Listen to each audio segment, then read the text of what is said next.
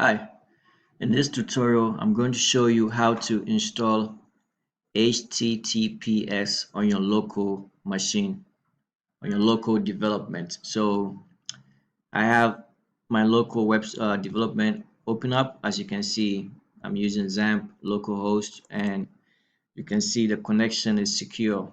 Okay, it has HTTPS, and everything is valid.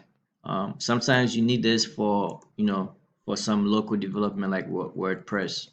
Okay, sometimes you need this. So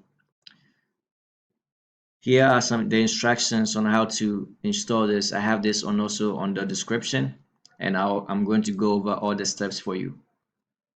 Okay, first you will need a tool called mkcert.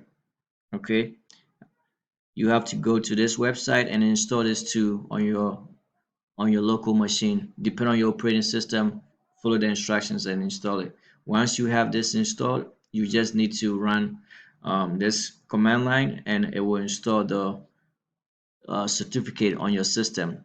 Okay, so let me show you how to do this. So open up your command line here. I have an example folder that I'm going to show you. So you run this command line mkcert localhost.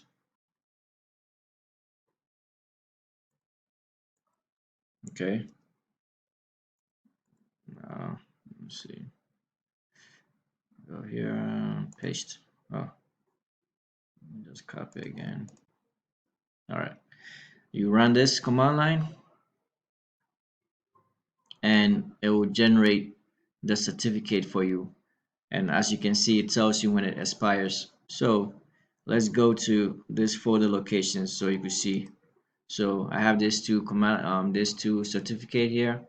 Now for this example, I'm assuming I'm doing it for Apache XAMPP. Okay, so the next thing you have to do is connect this certificate to your Apache configuration file. Okay, so you go to open up your local wherever your Apache is installed in your local machine, and go to configurations.